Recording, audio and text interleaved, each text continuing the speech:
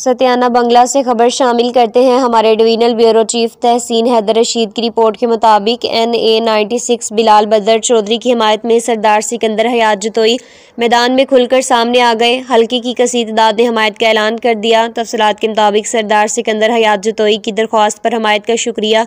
चक number 379 गाफ में भुड्डे का चक राय नजमुल हसन और राय अमजद के डेरे पर रफका समेत मुकम्मल हमायत का ऐलान। और चक नंबर 147 झोंक दलमीर खान वाली में मोहम्मद नवाज खान बलोच के डेरे पर तमाम बलोच बरादरी का हमायत का ऐलान। और चक नंबर 147 झोंक दलमीर खान वाली में हाजी कमबीर खान बलोच और उनके बेटे तारिक सुहेल एडवोकेट के डेरे पर रफका का मुकम्मल हमायत का ऐलान। इस मौका पर सरदार सिकंदर हयात जतोई ने अपने खिताब में कहा, बिलाल बदर चौधरी की कामयाबी यकीनी है। इंशाअल्लाह वो जड़ांवाला की तारीख में सबसे ज़्यादा रिकॉर्ड वोट हासिल करेंगे। इंशाअल्लाह वो इलेक्शन जीतकर हल्के में तरक्याती कामों के जाल बिछा देंगे।